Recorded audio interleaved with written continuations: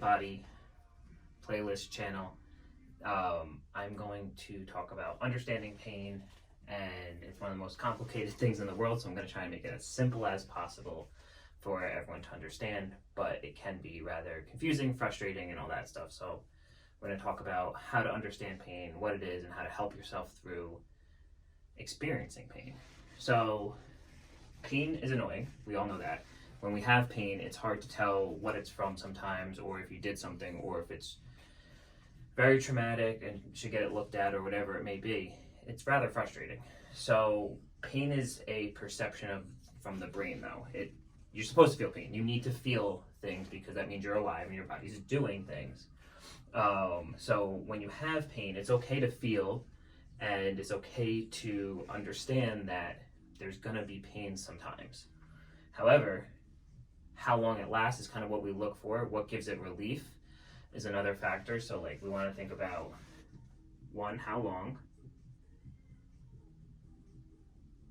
Two, what gives relief?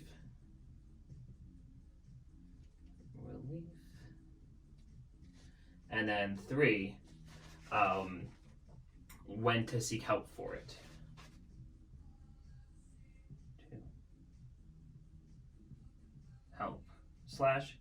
Help yourself. Yeah, my handwriting is pretty rough, but those are the three things of what we're going to really talk about. So understanding and how long you've been experiencing pain. So let's say you just did something, you ran really far and your ankle really hurts or your knee hurts. You lifted a heavier weight than you've never lifted before and your back's starting to bother you. So you want to look towards, my back went out, we'll say, or something like that, or complaints I've heard. You want to see how long it lasts for. So with that one instant and it goes away within 20 hours and stuff like that, okay. Or does it last for 2 to 3 to 4 days and things like that? And that's what you want to see, is how long it lasts for. If it's lasting for a while and it's frustrating and it's limiting you, what you do is you look towards what gives you relief. So what gives you relief can be almost anything. I tell a bunch of people to walk, but if walking hurts you, obviously not the best idea. You want to do something that gives some type of relief from the pain. So let's say it's walking. You want to walk to increase your tolerance to help the pain calm down, because movement is medicine, movement helps. It'll help the muscles fire again, because you don't want to let the muscles shut down, because once we have pain in the body, the muscles shut down and then we get more pain. It's kind of a vicious cycle and stuff like that. So what the real thing is, what gives it relief? Let's say your back hurts and you get, so we'll say back pain, 3 days. Okay, now what gives relief? Walking. Walking gives relief. Perfect. So what are you going to do is you're going to walk as much as you possibly can to help calm down the pain and see how it feels. If it's gradually getting better, then you don't need to really seek help.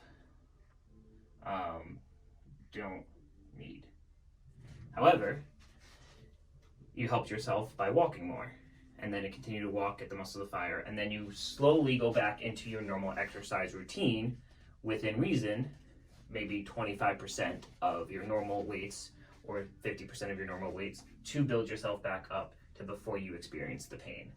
Now let's say you have the back pain for 3 days, walking seems to help, but it's been going on now, we're at 5 days, 6 days, and walking's helping, but it's not getting you over the hump.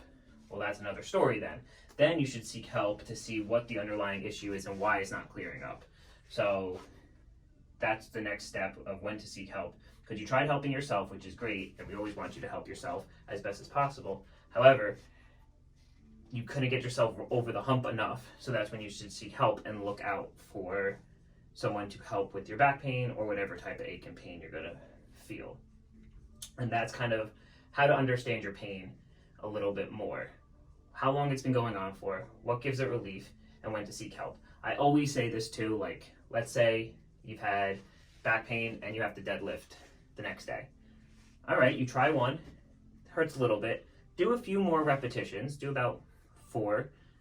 If it gets better with more repetitions, it's safe to move on. If it doesn't get better with more repetitions, probably not a good idea to continue with that exercise. So that is one of the other things you want to look for, is how long and what makes it better. If deadlifts make it better, but 1 rep hurts it, but 5 reps make it better, then it's safer to say to move on. You just have to get your body used to it again and adapted. So now let's break down pain a little bit more, just of the perception of it and what we feel and all that stuff. So when we feel pain, our brain, this is going to be my terrible drawing of a brain, tells our body, hey, I have pain at this spot. Let's say it's your elbow. It's going to be a bad drawing of an elbow, but that's okay. And then your hand here, and then, yeah. So let's say it's pain of the elbow. The brain's like, hey, I have pain there, like right over here somewhere. I didn't like that lift you just did. I didn't like the deadlift. I didn't like the bench press or anything like that. This hurts me. So now what happens is our body instantly thinks like, okay, what should we do about the area and stuff like that? The brain sends a signal here saying, hey, I have pain here. Now, instinct takes over and it's like, all right, well, let me not move my elbow, because if I don't move it, it won't hurt anymore. However, movement is key, just like with the sudden back pain and walking. If you move more, it sends signals back to the brain saying, hey, listen, this is okay. It's not that bad, actually. I just had pain at that one instant, but hey, I can move it and it feels fairly decent. Then the more you move it, we'll say more signals go back into the brain saying, oh, it's not that bad, it's not that bad. Let's continue to move. And then what happens is your brain gets desensitized to the pain, fancy word, just gets used to moving the elbow again, realizing that pain it's not as bad as we thought it was in that initial instant. And then as we keep doing more and more, the pain goes away. The exercises that you do will help the pain go away because it just gets desensitized. The brain is getting desensitized, getting exposed to slight discomfort, but realizing more or less that, hey, this pain, you can actually make it a different color to make it even better to understand. This pain right here is not that bad, and it's sending signals back into the brain saying, it's okay to move. We're not as fragile as we thought we were, or we're not in as much pain as we thought we were. And that's where it gets interesting. And I always tell people to see what happens, move as much as possible. If the pain gets worse with movement, find something that can alleviate your pain that's small, even if it's small movements. Let's say it's moving your elbow just this much. And then work yourself into a bigger one, because that happens to desensitize the brain, calms the brain down, understanding that the body's okay, because it's a safety mechanism. Pain is telling you something's up. Doesn't mean it's the end all be all and there's something truly wrong. It's just like, hey, something's up, fix me.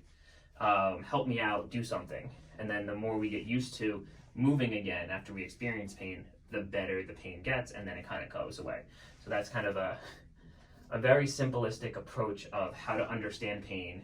I will do more videos of how to understand it better, a little bit more in detail, but this is the overview of how to understand pain and when to seek help with it and stuff like that. So if you liked the video, give me a like, comment below, consider subscribing for more of my fun videos, drawings on the whiteboard, and my horrible drawings and handwriting and all that stuff.